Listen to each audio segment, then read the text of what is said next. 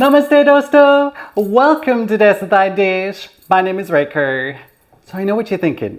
It's a little bit late for an Easter special, right? Well, let me explain. So originally I'd planned to make hot cross buns inspired by masala chai for you.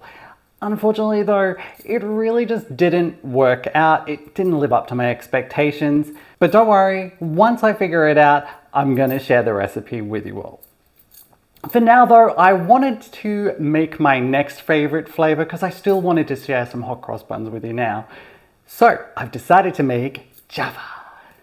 Now if you didn't know, Jaffa is a combination of chocolate and orange. It is an absolutely winning combination and it's probably one of my favorite combos with chocolate. One word of warning though, if you don't own a stand mixer, which I don't, this is going to be a very strong workout for your kneading arms because it will take a bit of work. But don't despair, it is absolutely possible, even with weak arms like mine. Also, just before I cue the music, I was about to do it, I also wanted to let you know that around the kitchen, you will find little chocolate eggs like this one. The first person to let me know in the comments what the correct number of eggs that feature in this video, or closest to when I close the guessing, will win themselves a Chai is Life sticker designed by me. Watch the video, get guessing. So, chalo, let's cue the music and make some hot cross buns. Alright, so let's start by putting on our apron. So I'm just gonna, all right, the ears. There we go. On a side note, that Chai is Life print that you see there is still available on my Etsy store, link in the description. Now don't tell anyone that the ears aren't real. That'll just be our little secret, okay? Here is everything we'll need to get started. So, chalo, let's get into it. So I'm going to start with 3/4 cup of full cream milk in a medium-sized bowl. We're going to bloom our yeast just to make sure that it's still alive. We need to get the milk to around 40 degrees Celsius. At the moment it's only about 11. So we're going to heat this up in the microwave. Start with about 30 seconds and then 10-second increments until you get the temperature about right. Also loving my new kitchen gadget, this infrared thermometer. It is awesome. A little over 45 degrees, perfect. From my 1/4 cup of white sugar, I'm going to add 1 tablespoon into the hot milk. This is what the yeast is going to consume to create CO2. And now the yeast, we're going to add in 1 1/8 teaspoon. Give it a mix and then cover with a plate to trap in all of that warmth. Our yeast is a bit of a shy eater. Leave this for 10 minutes. While we're waiting for the yeast, let's prepare our dry ingredient. I've got my trusty bread bucket and a sifter. Into the sifter, I'm going to add 2 cups of maida or all-purpose flour. 1/6 cup of cocoa powder, this is unsweetened, and 1 teaspoon of cinnamon powder. Now we'll sift it into the bowl, or bucket in my case. This will ensure that there's no lumps. I'm going to give it a good mix with my whisk just to make sure that it's all nicely combined. Now let's prepare the main Jaffa component of our hot cross buns. I'm going to take a small plate and our orange, unsheath my microplane and get to extracting the zest. Don't go too deeply here. If it starts to get to the white, you've gone too far into the pit. It's been 10 minutes, so let's go ahead and check on our yeast. As you can see, it's beautifully frothy, indicating that the yeast is still alive and can be used in the buns. I'm also going to crack open an egg. We only need half an egg for this recipe because we're making a half dozen.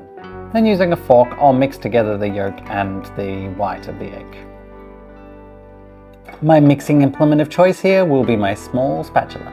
I'm going to add in the remaining sugar and again give it all a mix to make sure it's well combined. Now introduce the wet mixture to the dry mixture. Get them intimately acquainted by stirring it really well. Now pour in 30 grams of unsalted butter, which I melted in the microwave. Also dip in half a teaspoon of vanilla essence. And to further enhance our Jaffa flavor, I'm also going to add 1 tablespoon of orange blossom water. Once again, let's give everything a good mix. Now in goes half of my beaten egg. And lastly, my harvested orange zest. This ended up being a little over 1 tablespoon. Give the dough one final mix with a spatula and then it's time to get our hands dirty. If you haven't, do make sure that you've removed your rings before this next part. So let's get our hands in there. So I'm going to start kneading the dough together. Using the palm of my hand, I'm smushing the dough against the bottom of the bucket, lifting it up, folding it on itself, and then repeating this process again and again and again. This is going to eventually stretch the gluten strands and we're going to get a nice pliable dough. At first it'll be very sticky, but as the gluten develops you'll find that it will get smoother. The key here is perseverance. It can take up to 10 minutes to get the dough to this point. Yeah, that's looking pretty good. Just a little bit longer. Apko ya Mila. As you can see, the dough is now beautifully pliable, no longer sticky and nice and soft. So now we'll add a smidge of vegetable oil to the bottom of the bucket and roll the dough ball around in it to make sure that it doesn't stick to the sides as it's rising. Cover over your dough with a suitably sized lid. I'm using a dinner plate here. And put one of these on top. In order to get a good rise and flavor in our dough from the yeast, we need a decent temperature to proof this in, about 25 to 30 degrees or so. If it's a nice warm day in your house, then you can just leave it on the bench. But in my case, it's cold, so I'm going to use my oven. So I'm setting the oven to about 30 degrees, and once it's hot, I'm going to turn off the oven before adding in the dough. This stops it from drying out. Lastly, I'm going to take a cup of milk choc bits here and put them in a freezer-safe container. So I'm going to put them in the freezer for an hour to make sure that they're nice and cold so that they don't melt when we knead them into the dough. Don't ask how I know this.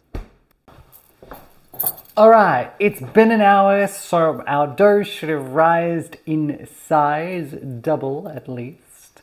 So let's go ahead and get it out of the oven and have a look.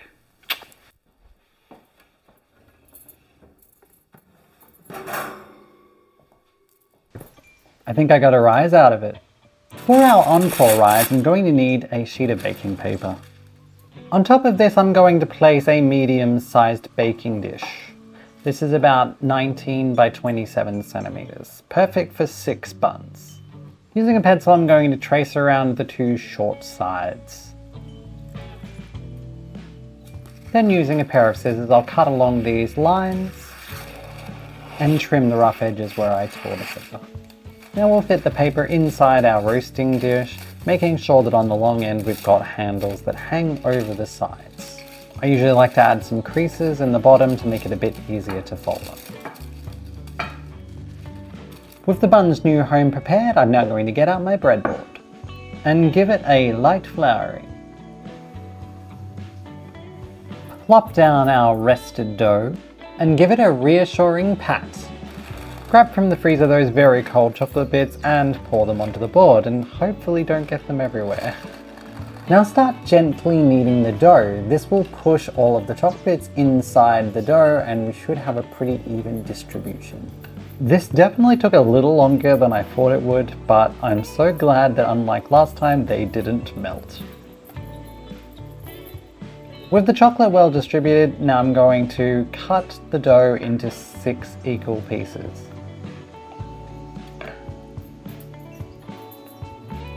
Now we'll take one of the dough lumps and we want to roll this into a ball.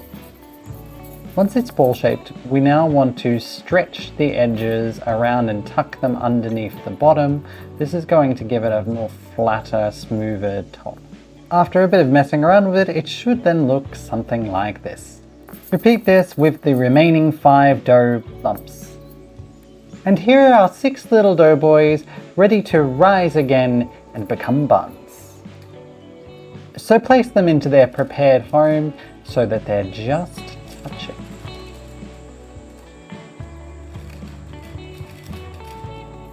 Now let's give our buns their second rest for the day by covering them with a slightly dampened tea towel. Once again, I'm going to use the same environment to raise the dough, a 30°C oven, but it's been turned off after it got hot. Once again, proof this for an hour or until doubled in size. Alright, we're back. That is rise number 2 done, so let's get it out of the oven.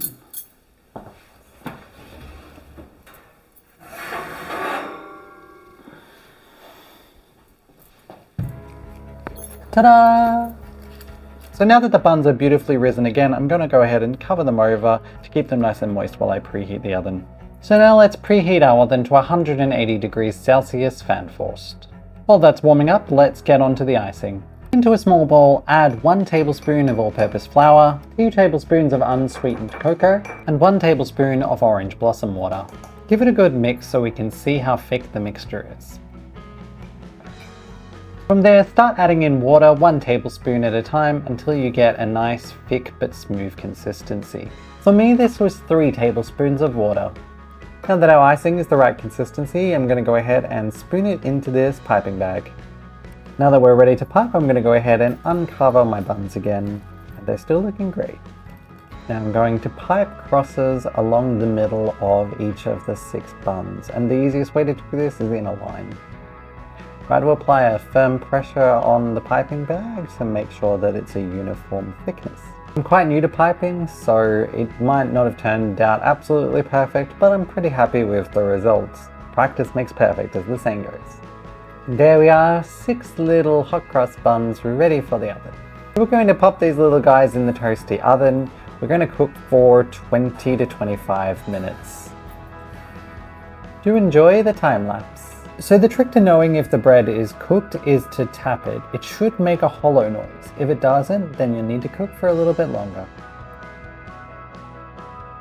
Just before we take those hot buns out of the oven, we also want to prepare our glaze.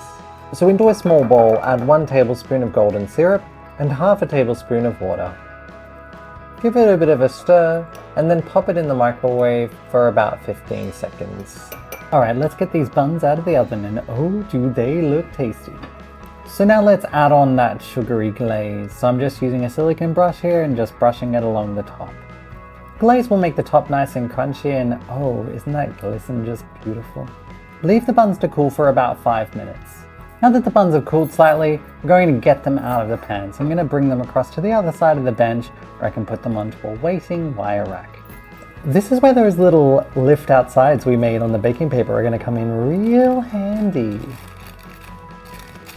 They're still quite hot, so I'm going to carefully remove them from the baking paper so I can leave them on the wire rack to continue cooling. Why don't you have a closer look? Don't they just look positively decadent? Absolutely brimming with chocolate and oh so fluffy in the middle. Let's get into them while they're still warm. Alright, we're back and the cooking is done, so I present to you Jaffa hot cross bun. I can smell the chocolate and I can smell the cinnamon a little bit, and I can definitely smell that orange, so I hope it's going to have a really strong flavor. Anyway, I'm going to go ahead and rip this open. It's still warm. Oh, look at that. Beautiful. And that chocolate is only just melted a little bit. Anyway, let's go ahead and give it a try, shall we?